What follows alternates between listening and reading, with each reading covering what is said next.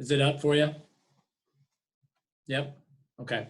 All right. Well, hey, as I started last week, I do want to thank you guys for being part of this, and it's been one of the things I think I've been most excited about, not just amongst our ADs here in the conference and how hard they're working to stay on top of things and grow and get better, but in the state and even nationally, I think it's been great to see ADs just be taking the lead on using this situation as an opportunity to get better. So thanks to all you guys for taking time to be a part of this and to join us for this. Scott, you, Dale, and Harley for the work you guys are doing to create, take the mini sessions and the popcorn sessions from the AD convention and let's get them out there in a different fashion so people still get the professional development from the convention, even though we couldn't have the convention. So thanks for your work on that as well. Again, I think most of you on here are from Iowa and know me. Some might be new, but I'll have my contact information up at the end, or you can get it online, whatever. But if you've got questions or want to talk more about this, let me know. But just a bit about me for those that are new. It's my 21st year at Kennedy, 26th year overall, and finished up 13th year as AD. So I'm not a super old fart yet, but I'm not a spring chicken either. So anyway, for those that are wondering who's this guy at from Cedar Rapids, Kennedy. So what we're going to talk about today, again, this is kind of where I got to last week when we started this thing, of just maybe some demographic shifts that just kept us down this path of deciding we had to try to implement some type of student leadership program at Kennedy and try to be on the front end and be proactive in building student leaders versus reacting to what we were seeing. And I'll just walk through the process of what we were looking for, why we were looking for it, some of the obstacles we had to overcome to implement the program. And most of those, I'll be honest with you, are personal, more on my end than anything else. But I think we all experience those same things when we try to, as ADs, try to take on more when the plate is pretty full as it is. Talk through some examples of what we did and how we organized things, how we did things, what did we learn from it, and where did we go next. I guess I'll open it by saying this was 2 years ago when we started this process. And for me, quite frankly, this probably started 3 to 4 years ago. This was on my mind to start a student leadership program for easily 18 months prior to even kicking the thing off. So it's something that it was by no means I thought of it Tuesday and I had it started by Thursday. We're not all Scott Jarvis's where you can think of something Wednesday and have it up and running like a pro in 36 hours. Just some demographics on Kennedy. And again, these are 2 years old, but it's part of what was pushing towards needing to do something. And this is actually where I got to last time around, this low socioeconomic, our free reduced lunch rate of 32%. And actually, like I said, it's at 37% for this year, but I was going to encourage you guys when they busted in on us last week, if your district keeps this statistic, I'd go look for it. When I was gathering this data for this presentation a little over a year ago, one of the statistics they gave me on free reduced lunch was what they called a if ever statistic. And what it was students in your school district, if they may not be currently on free and reduced lunch status, but if they've ever been on free and reduced lunch status. And while Kennedy's, we were 32% at the time, our if ever percentage for free and reduced lunch was 49%. So half of our students at some point in time during their time at Cedar Rapids schools had been on free and reduced lunch. So it's not just we have 32% who are on free and reduced lunch. We had another 15 to 18% of our students who are a COVID pandemic away from being right back there again, or a lost job, or a furlough or a cutback in time of one of their parents' incomes, and that would be right back on free and reduced lunch. And I think that'd be a number to look up and know. I think it gives you a better picture of that than just are they currently labeled that way, but how many are within a missed paycheck away from being right back there again. So something to keep in mind. I guess it was, I hadn't thought about that statistic with our school. Some trends I was seeing, or we were seeing as an admin team, we are the largest of the 3 high schools at Kennedy High School. We're about 250 students larger than Jefferson, about 400 students larger than Wash, and we continue to grow without getting added FTE. So we were getting, our teacher to student ratios were going up. Our free and reduced lunch population increased 10% in the last 7 years. Our our minority student population, you see at this time, was increasing significantly and still is. We went from having no ELL population to all of a sudden serving 100 plus ELL students at Kennedy High School. And that was a 1 year change. We went from none to 100 in 1 year, and then managing that and dealing with that. And as everybody, your IEP populations are on the increase as well. So these trends, I guess, for us were leading to a higher percentage of our students maybe not coming from the family backgrounds we've been used to here at Kennedy for the past 2, 3, 4 decades.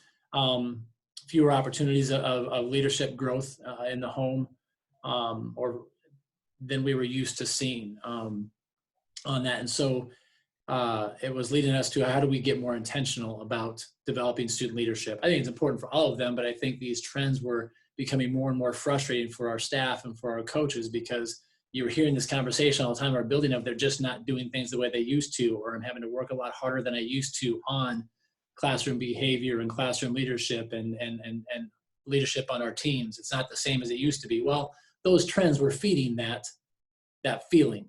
And so we had to find a way to become intentional about if they're coming to us with less of these skills intact for a lot of different reasons, then what are we going to do to fill in the gaps we're seeing?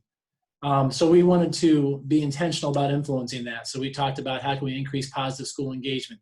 How can we increase the buy-in to the process? The idea of getting our students to buy into this idea of I want to pursue my personal best. How can we influence our leadership? Develop students who are going to have positive leadership or positive influence on their peers.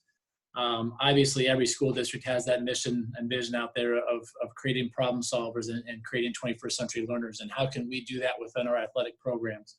Was certainly a question I kept kind of wrestling with. As I mentioned, why am I looking for this, or why was this becoming so important for me? As I kept hearing this question of why don't these kids just step up and do what they're supposed to do? And I'm sure many of you out there are hearing, you're hearing the same things in your building from your coaches, from your teachers. They just won't do it the way they used to. These kids just don't behave the way they used to behave. They just don't step up and take the lead the way they used to. For years and years, when we were growing up, our coaches could look at us as seniors and say, it's your team. Go lead, go make it your team. It's your turn to lead. And coach left that on us. And that was just part of that progression. We could do that. I don't think that's working as well anymore. I think you're in a unique situation as a coach. You can turn to your seniors and say, it's your team, and go get them without some intentionality and some training and working on giving them the skill set necessary to go and do that well. So that's what I'm looking for when I wanted to put this plan in place. I'm a huge believer in horizontal accountability. I believe horizontal accountability is the best type of accountability there can be. If you want your staff, your teaching staff, to do things well in your school, the teachers have to be the ones holding one another accountable to that.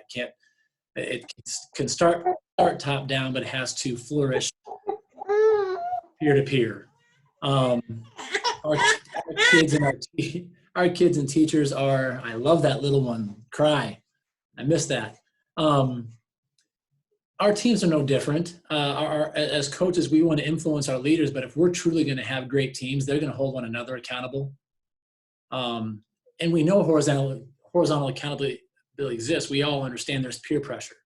The question becomes, who's doing the influencing and what kind of influencing are they doing?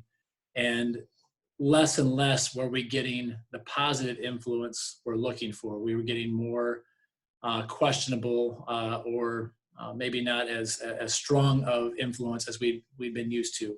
And so we've got to deal ourselves back into that game by creating programs that are intentionally developing leadership and leadership skills. That was what was driving me towards developing this program. I talked earlier about a lot of these roadblocks are probably my own roadblocks. I had been thinking about this for 18 months to 2 years before I started this back in the fall of 2018. What were my big roadblocks?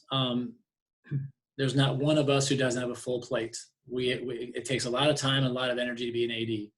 And that was probably my biggest roadblock is, when am I going to fit this into my day? When am I going to get the time to research and develop this? I don't have time to do what I'm supposed to do, let alone take on a student leadership program. And that was a big roadblock for me for a long time. we've all got those own personal self-doubt things. Am I good enough to do this? Are they going to be interested in something I'm leading? Are they going to show up if I offer it? And those are all roadblocks and hurdles you're going to have to overcome. I reached my first tipping point, I guess I'd say, with LTC 726. That's a leadership training course in NIAAA. Mike McGurk and Susan Robbins developed this course 2+ years ago. And I was able to sit in on the pilot presentation of that, and from Mike and Susan. And it's all about developing a student leadership program. And that was my first tipping point of, Aaron, you have to get moving forward on this. It's a great class if you haven't taken it yet. We did offer it that following spring. It would have been spring of 2018. We're going to offer it. And Mike was going to drive up from Kansas City to teach the class for us. And that was the year, if you remember the state convention, we got like 8 to 10 inches of snow. For those that were around on that, on like Friday night into Saturday, we got all that snow. So he couldn't drive up from Kansas City. And so I had to teach the class on the fly. And I'm teaching this class of this LTC 726 on developing student leadership to a class of 26 ADs, knowing full well I don't have one going. And I'm like, man, I've got to get this going. So that was tipping point number 1 for me. Tipping point number 2 for me was this. Summer of 2018, our admin team here at Kennedy sat down and talked about setting our own standards of excellence. That's something I brought to them. I've been listening to some podcasts, really bought into this idea of setting 4 or 5 standards of excellence as an admin team that we were going to hold ourselves to and wanted our staff to hold us accountable to. And as we developed those, standard number 5 that we developed was, if not me, then who? If I'm not willing to do it as a leader in the building, why would our staff be willing to do this? And that really for me was my second tipping point, that look, if I'm not willing to step up and take on the role and the work of developing a student leadership program within our school, when we know we need it so badly, why would anybody else? And after we presented that to our staff, the next day I went ahead and I set up our calendar, said, I'm doing this, I'm done making excuses. I share those 2 tipping points because I think as you think about doing this, you're going to have to look at what are your hurdles, what are your roadblocks, and are you at a tipping point for it yet, where it's no longer something I want to do, it's something I have to do. I don't have a choice anymore, because that'll be part of that journey. And once you reach that tipping point and get to the other side, it'll just start rolling for you. It really will. In year 1, so how did I organize this? We had, at that time, a built-in intervention time. We had 30 minutes every day, Monday through Thursday. And so I made the decision to use that time. During this intervention time, we had tutorial times where different days of the week, Monday, Tuesday, Wednesday, Thursday, there were different tutorials. So like science and math might be Monday's tutorials, and world language and social studies might be Tuesday's tutorials, and et cetera. And so what I did was I tried to weave these student leadership sessions into this smart time, into this intervention time we built in. So I decided I want to do 8 or 9 sessions in the fall semester, 8 or 9 sessions in the winter semester. So I went ahead and put on the calendar about every 2 to 3 weeks, I was going to work in a student leadership day on that. So I did 8 meetings, set up 8 meetings in the fall semester, 9 meetings in the spring semester. So if you have an intervention time built into your schedule, I would recommend this as the time to do it. Work with your building principal, work with your department chairs, whoever you have to work with, whoever sets that up for you. How can you work it in where it's creating the opportunity for your kids, but I also had to be conscious of working it into our tutorial sessions to not step on toes. And you'll see there, I talked about rotating days. I didn't want to do it on a Monday every time, because otherwise I was interfering with whoever had Monday tutorials. I was always jumping on top of them. So you want to, if you do it during an intervention time, make sure you are working with your building leadership and your learning supports team on how do you stagger it or do it so that you're not always stacked on top of a department or on top of the same teachers if they're doing tutorials on that. So you would do that for your kids too, because I mean, your kids, you'll put it on days, and I had kids who would say, look, I can't come this week because I got a test tomorrow in this class and that tutorial's today, so I'm not coming. So you also want to keep that in mind for your kids. So that was how I organized it in terms of putting a calendar together. I'll talk more here a little bit about how that had to shift in year 2. Next questions we had to ask, or I had to wrestle with, was how we're going to pick kids to do it. Do we hand select kids? Do I have the coaches and directors nominate kids and say, hey, you're a leader in our program and I want you to go to these Cougar leadership, student leadership development classes? Do we have teachers and staff across the building make the recommendations? I was posed this question by my building principal as I was planning this out. He said to me, look, Aaron, if this is going to be good for one student, isn't it good for all students? Wouldn't it be good if it was open to all students? Why is it just our athletes or just our student performers? We've got student leaders in other areas of our building. If it's good for one, isn't it good for all? And so I spent some time wrestling with all these different options. The choice I made was to go with, if it's good for one, it's good for all. And therefore open the invitation up to all the students in the building if they wanted to come. And I guess I chose that because with our Smart Time when I was doing this, our students had free choice during that 30 minutes of where they could go. They could pick a tutorial to go to. They could pick the cafeteria to go to for just free study time. They could go to the IMC and just work on research or whatever they had to work on. They had free choice of where they went during that time frame. And so I kind of try to follow that model and say, look, if you're interested in becoming a better leader, for whatever reason that might be, I open up to everybody. So that's where I landed. There were some really good things about that I'll talk about here as we go through this. There were some negatives to that as well. But that was where I landed. Again, you'll have to wrestle with that in terms of your intentionality. Do you handpick the kids that come in, or do you open it up to the student body or land someplace in between? But that was where I landed based on the system we had in place at the time. So first semester, I chose to go through this with a lead in, lead out mentality. And what I mean by that is this: if we're going to take time to try to develop student leaders, I think the first step to doing that, just as any of us, is you have to develop yourself first. Any of us who have been down a professional development journey have invested in ourselves first and try to make ourselves better first. And then we try to go take on helping others become better.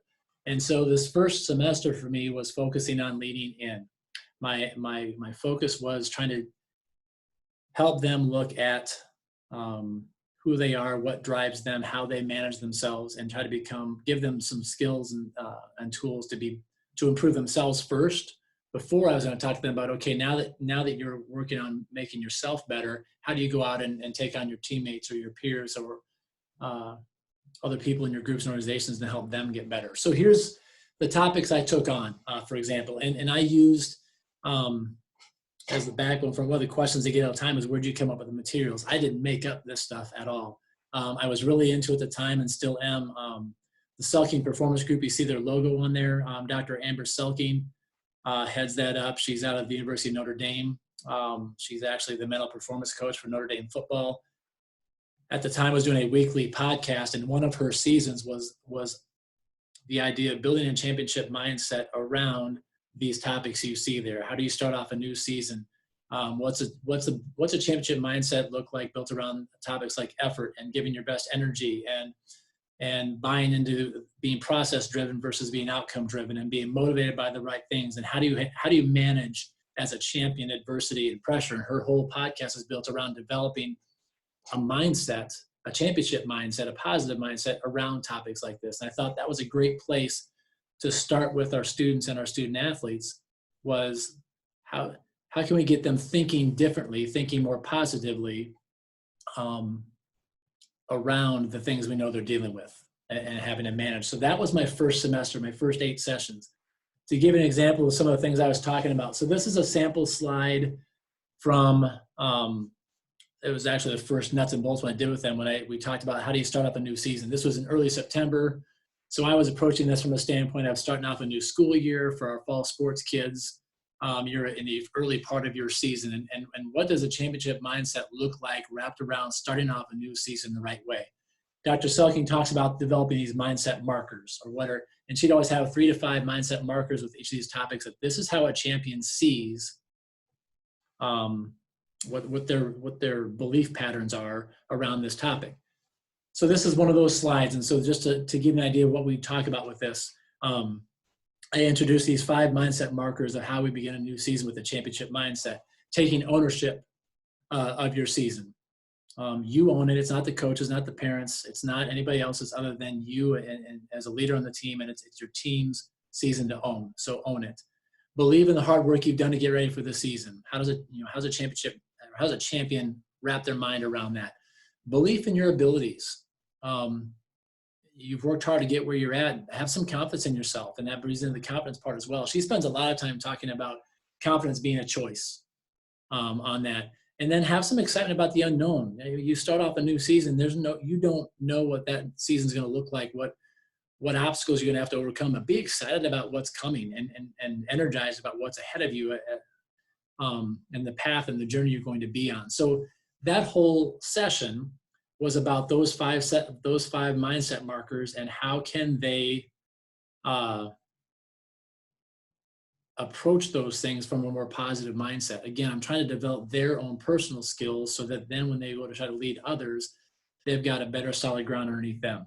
Another example of this was we had actually a 2-part session on effort and energy, giving your best effort all the time and bringing great energy and positive energy to what you're trying to accomplish as a team or as an individual and then as a team. And so again, a sample slide from that session, this marker number 3 that I set up for them on this one was to win in the dark.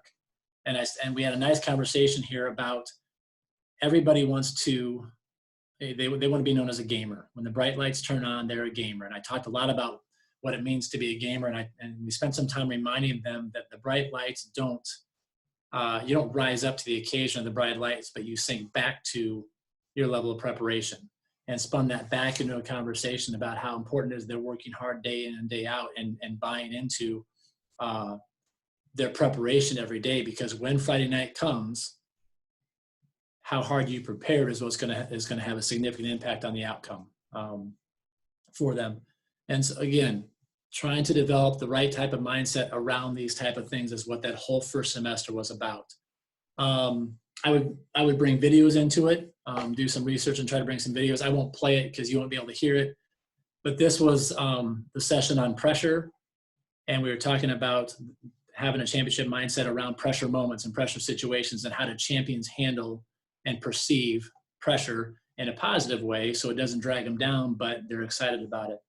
And this is a video by Simon Sinek. I'm a huge Simon Sinek fan. In this video, he's talking about research he did with championship and Olympic level athletes, asking them questions about pressure. And so I show him this 2 to 3 minute video in here in which he talks about champions. Pressure is the physiological response of pressure from the neck down is the same, whether it's nervous and anxious or excited and ready.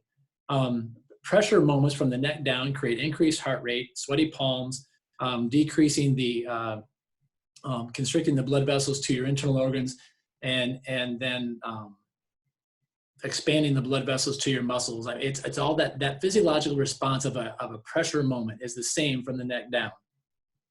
From the neck up is where it makes a difference. And he spends some time in the video talking about champion level athletes, champion performers from the neck up see pressure as an opportunity, as a privilege.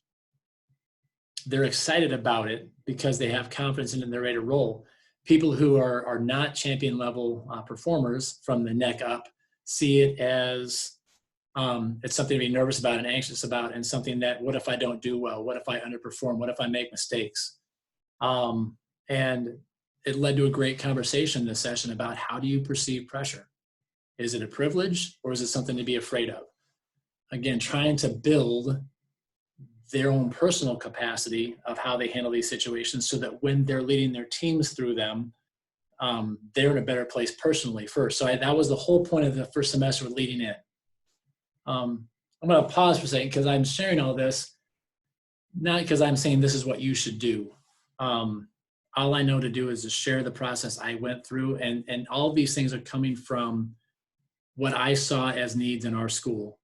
All these topics I took on because my coaches and our teachers and my directors for the past 2 to 3 years have been coming to me with, they're not performing well in games. We do it great in practice, but we don't perform well in games. I've got nobody will step up and take the lead on things. All the reasons, excuses for why we weren't performing well at times. I've been hearing those things for 2 years. And so I set up this whole first semester based on trying to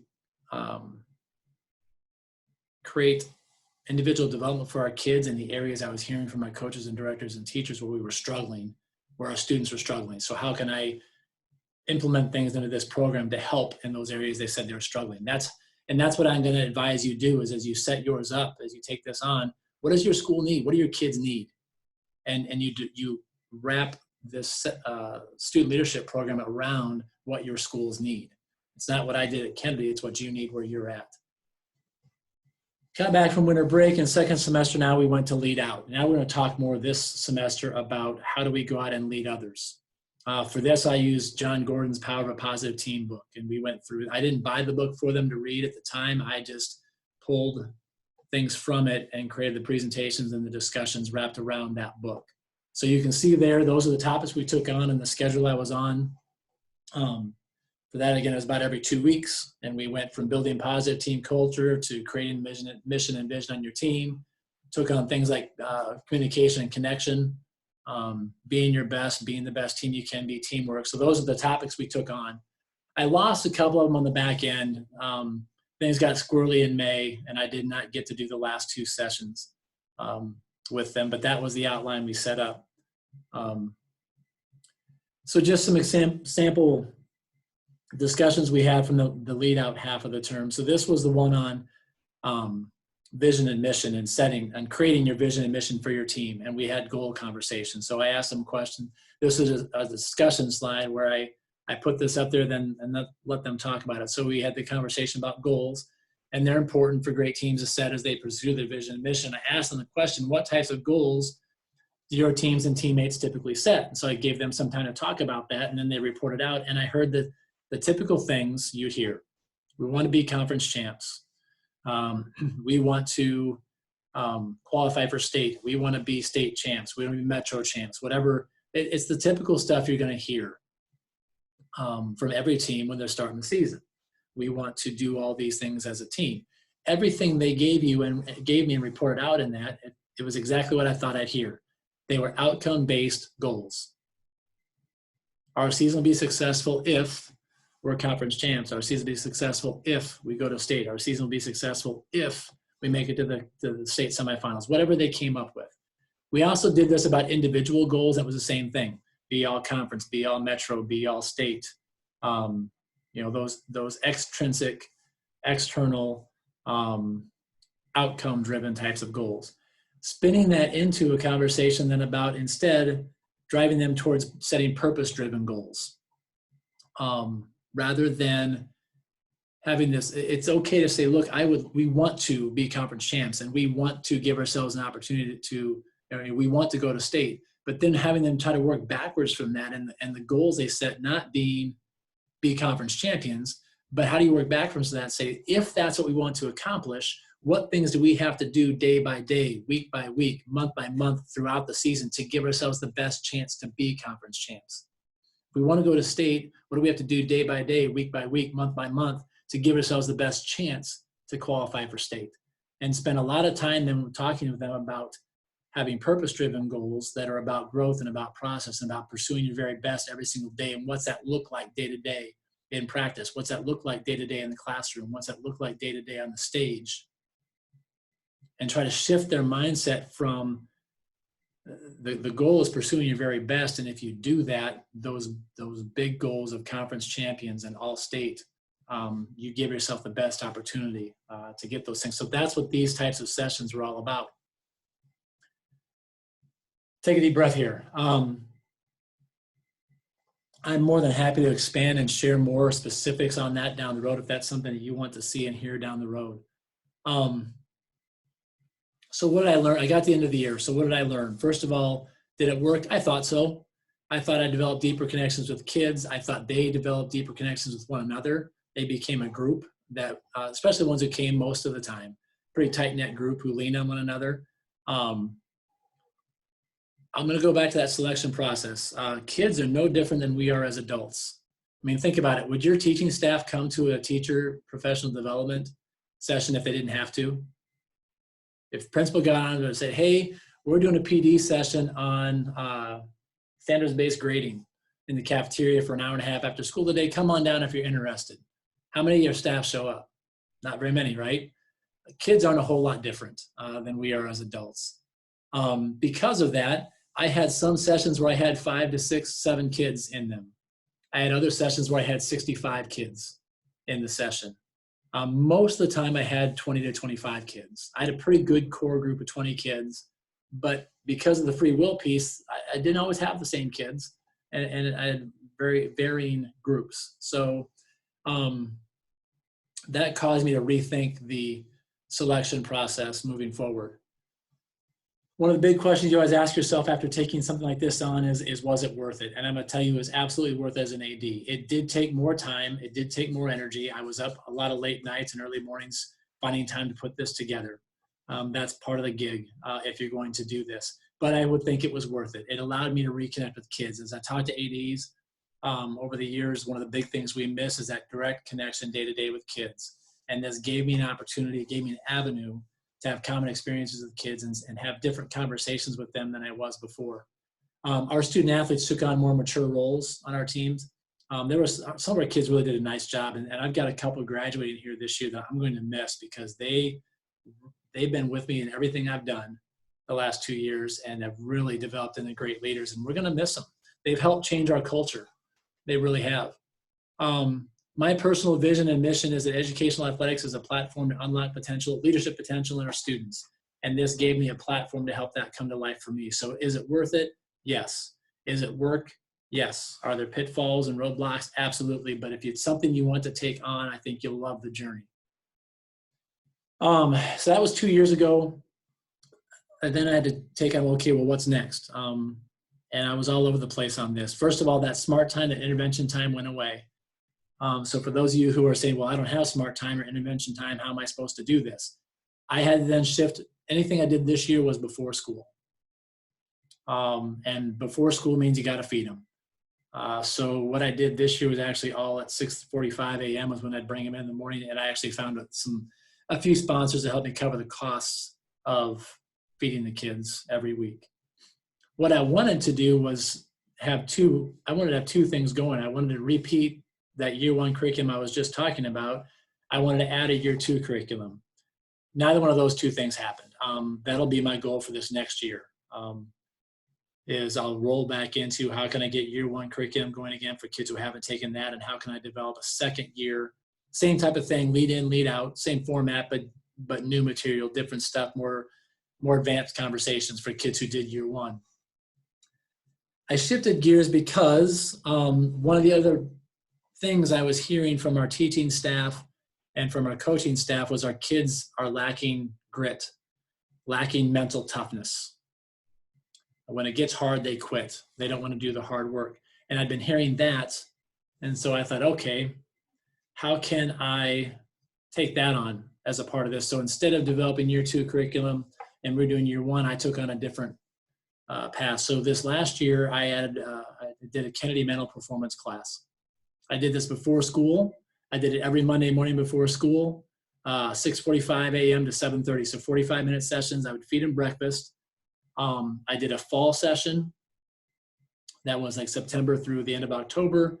I did a winter session that was mid-November through February. And then we were getting going on a spring session when all this happened.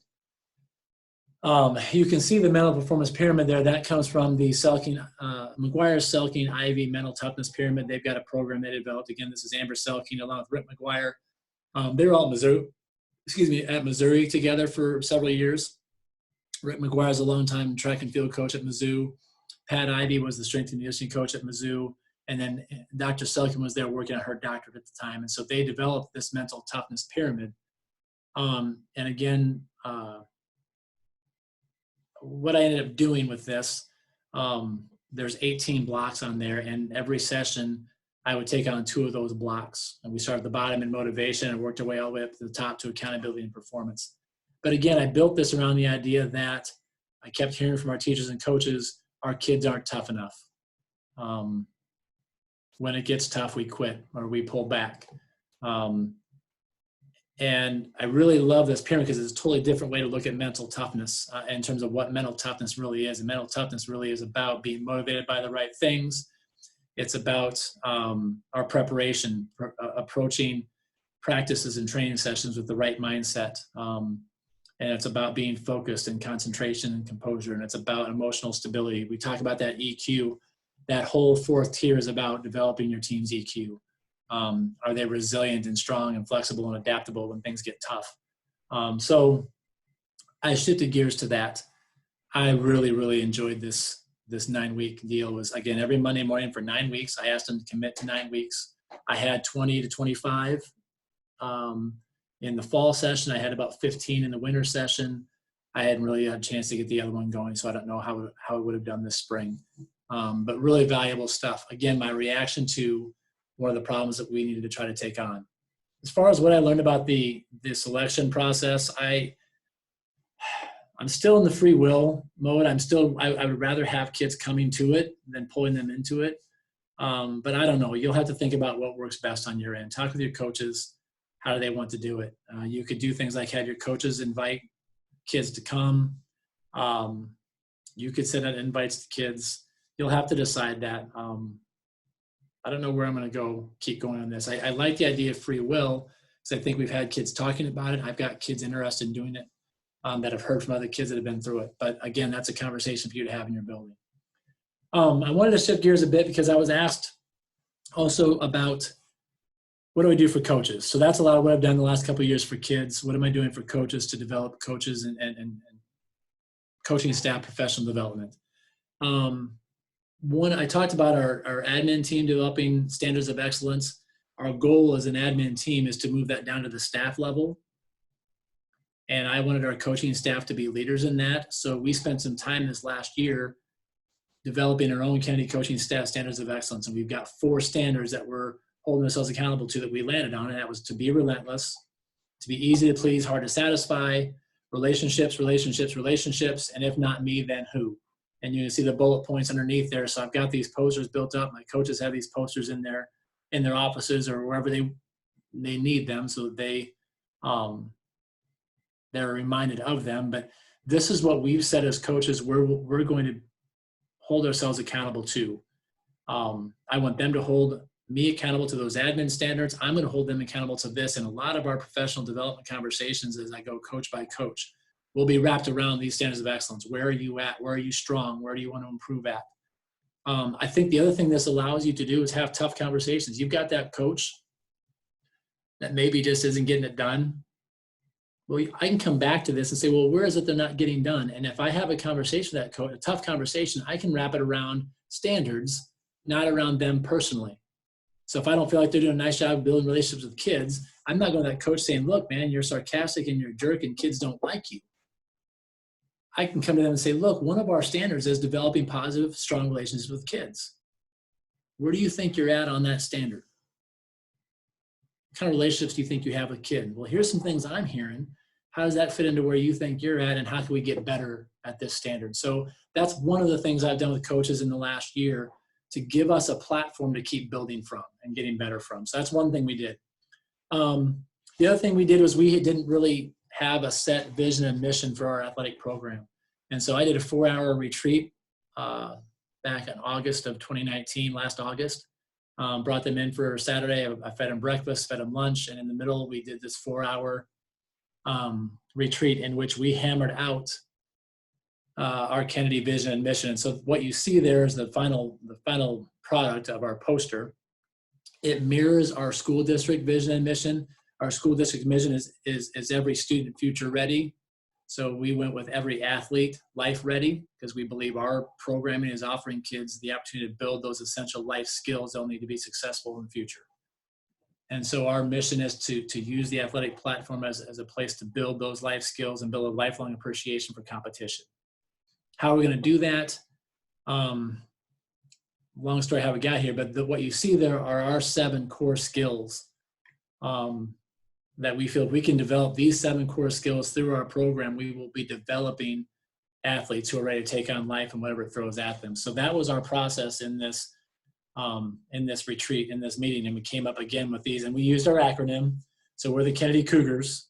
And so we used our acronym. We're going to try to develop kids who have the skill sets of being courageous, optimistic, uncomfortable, generous, accountable, relentless, and stable. And so that's what we left that meeting with, was those are our 7 core skills we're going to teach through our programs to reach our vision and mission of every athlete life ready. We defined what those things were. So this slide here, you can see the definitions of what it means to be courageous, what it means to be uncomfortable, what it means to be accountable, be reliable, be trustworthy, be somebody who gets it done. What we then centered our whole year around, for me, I took this and said, okay, this was August and September work. And then I looked at it from the rest of the school year. I had 7 more coaches meetings. We're going to do monthly head coaching meetings. I had 7 more meetings. And so in each of those meetings, then we took on each of those 7 skills. If you're familiar with Brett Ledbetter, he does What Drives Winning. If you haven't looked at what he's doing with that What Drives Winning program he's got, it's fantastic stuff. And there's a lot of setup things I can talk to you guys more about later on. I'm not going to spend a lot of time on it right now. But what you see on the screen right now is what he's come up with as 24, 26, what he will call character skills. And I want to emphasize here, I've been calling these things skills. If you go down this path, he really emphasizes this in what he teaches. If you talk about these things as characteristics or traits, it gives the impression that they're innate or they're something you're born with. If you call them skills, there's something that can be developed. Everybody can develop a skill. And so he's got this character skills checklist here, and he breaks them into 2 categories: performance skills and moral skills. And so we spent some time, the letters you see behind there. So you look behind hard work and you see the R. You look behind competitive and you see CU and R.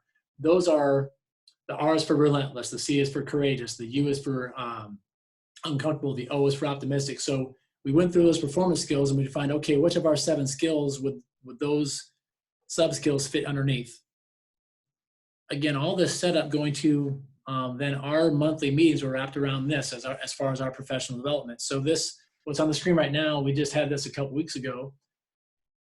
Our April coaches meeting was around the R. So I started with the C with courageous and I worked my way through. So back a few weeks ago, we had our April meeting and it was all about the R being relentless. And I keep asking them these questions. What does relentless look like in your programs? How do you model relentless? How do you drill being relentless? What are things we do that are inhibiting our kids developing a relentless mindset, developing that skill of being relentless? Great attitude, best effort, no matter what.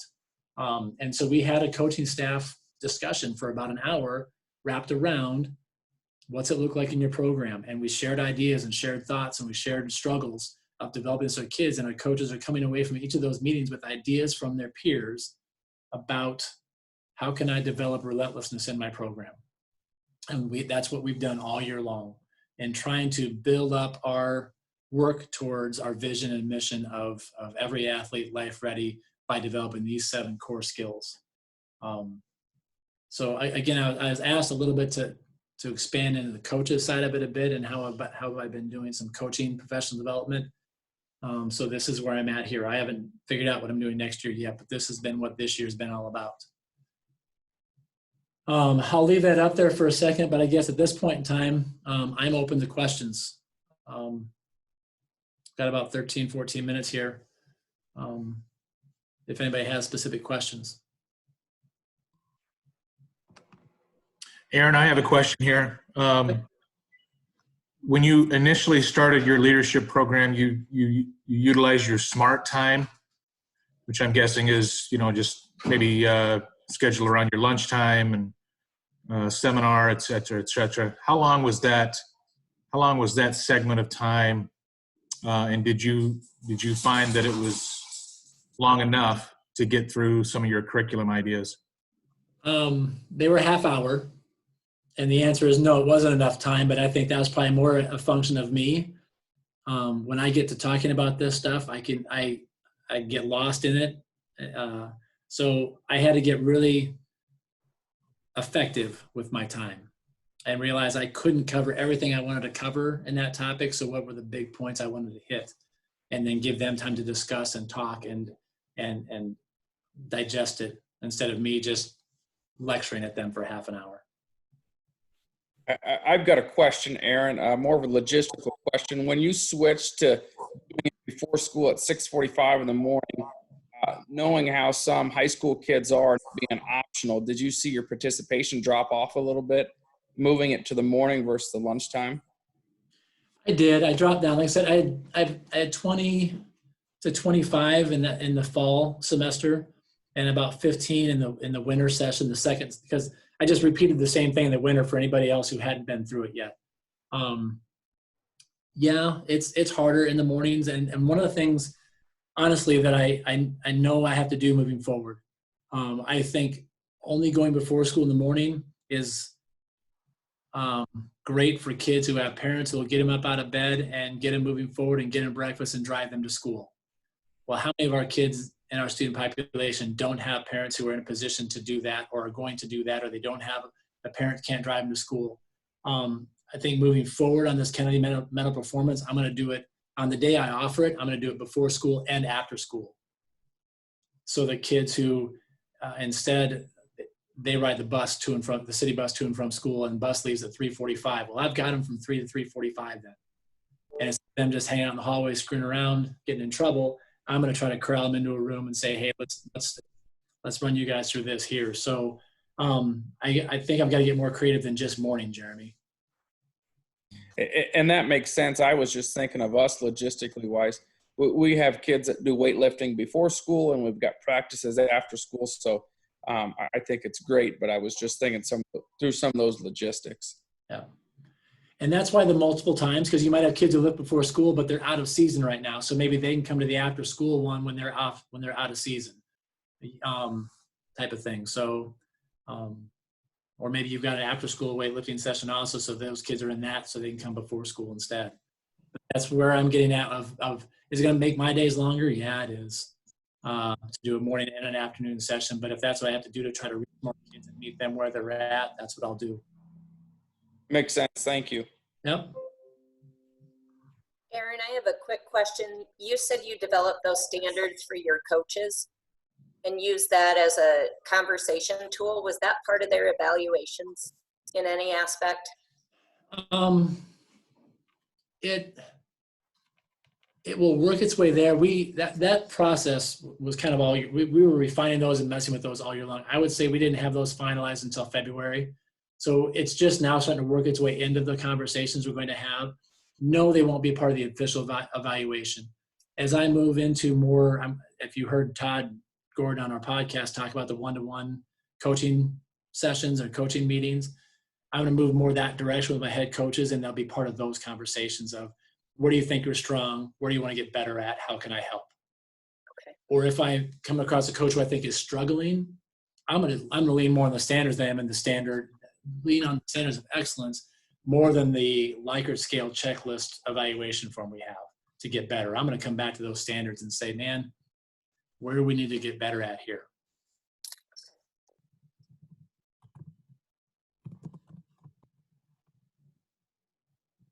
Hey, Aaron.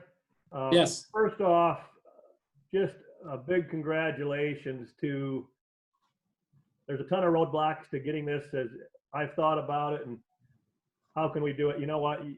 You just got to do it. You've shown us that you really just have to do it and get it going and get it started. And, you know, there's that old saying, if you don't let the perfect be the enemy of the good, and you've got a good thing going on here. And what you've done with your coaches' standards of excellence ties right into it. So thanks for being a great inspiration. It's something that I think is probably needed at not just Kennedy, but at all buildings. And I know I would have benefited it from a long time ago when I was an athlete. Sometimes we kind of oversell the old days, how everybody was these great leaders. I would have certainly benefited from this kind of a program as a student athlete myself. So thank you. Thanks, Dan. Appreciate it. Oh, I should check questions. I'm looking over questions now. Sorry, I forgot about that part. Dee, did I answer your questions about just number of kids and all that stuff? And again, I don't know what the right answer is on hand selecting kids. I don't know. As you go into year 3, Aaron, what's that look like? And how do you really try to facilitate this with freshmen and sophomores so that they really can grow as leaders and then maybe take on some of that leadership training with their peers because they've been a part of your program and gone through the curriculum, and maybe taking some of that training burden off of you and empowering kiddos to do that? Two ways I see in my head, Dee, the way I hope this happens is that year one curriculum I spent most of today talking about. I had quite a few coaches would jump in on that and just be around it, and I have some coaches interested in it. I would love to see year one be for freshmen and sophomores, and I'd like to have my coaches jumping in and taking half of those or 2/3 of those sessions where they're leading those sessions, not me, would be one of my hopes moving forward. And I'll focus on year two this year and developing year two. And year two then becomes juniors and seniors, more advanced leadership conversations. You've been through the ringer a couple times now. Now you're at the varsity level. Let's attack those issues. So that's kind of where I want to go with this. And then I'll run that mental performance all the time because that can be for anybody, anytime, anywhere. You have other staff attend your sessions so that they could facilitate your conversations and parallel it to their own team, club, student organization? I've been encouraging that, and I do have a group of 4 or 5 coaches who really have done that and staff members who have done that. So yeah, and that's just, I have to do some work, get out of my own way on that. If you know me well, you know delegation and taking ownership are 2 things I really struggle with. I have to let some of this go and trust that it's going to be okay, because there's a part of me is like, well, will they do it the way I want them to do it? I got to get past that and give them the chance to take this stuff on as staff. And so that's my next growth area myself is I've got it going now. Let go and let them run with it, and trust it'll go the way we want it to go. Thanks, Aaron. I walk in your shoes as well. Yeah, we've noticed that before. I think I asked the question there on that. Did all the coaches participate in August? It was strongly encouraged. I had 19 of my 23 head coaches there at that. Being a Saturday morning in August before they were on contract, I couldn't make them do it. But I was happy with and the 4 that came were not because that didn't make it. We don't want any part of this. They just, they didn't work out for them. And I have to do the same thing because my coaching staff meetings are before school. I do those at 6:30 a.m., 6:30 to 7:30 in the morning. And again, it's before contract time. I can't make it mandatory.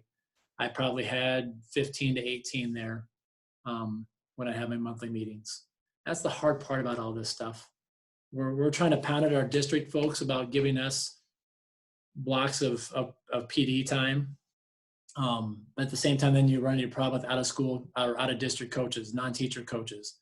Great if you've got 2 o'clock on Friday afternoon, they give you an hour for coaching and professional development, but most of your out of building coaches can't come at 2 o'clock on Friday afternoon. So that the mornings work, it just can't be mandatory. So incentives. Some things I do on that. Great question. Those kids that came, I developed a T-shirt design. It's our Cougar Head logo with all of the different terms and language, and think of like those word webs or those word clouds. So I took all these word clouds and put them all together and made a T-shirt. And if they go through a program with me, they get one of those T-shirts. I don't know if people will see them or not, but we've got these wristbands. The yellow one, when they're in the program and they're doing that, it says "Be uncommon" on one side, which is our underlying theme, and then the other side says "Be mentally tough." I give the kids the wristbands to wear on that and tell them when they wear out, come get another one from me. And then I want to expand this Be Uncommon theme, those 7 core skills, into the whole school, starting with what I can control, which is our activities end of things. For the first time here, our senior recognition night, I'm giving away what I'm calling the Be Uncommon Awards. And I had my coaches nominate senior athletes who they felt exemplified one or more of those 7 core skills. And then I collected them all, about 35 girls and 35 boys' names thrown my way. I sent them out there, said, vote for your top 5. And I'm going to give away 8 male and 8 female Be Uncommon Awards, where I'm going to highlight them and say, look, we're giving them these awards because they demonstrated these core skills. They were leaders in these areas. So trying to use those types of incentives to get this thing to buy on and start growing. Thank you for sharing. Yep, you bet. Other questions? If you want the PowerPoint, send me an email. I'll send that to you. And then if you want more after that, just let me know. Thank you, Aaron. We really appreciate you sharing with us today. Always a pleasure. Thank you.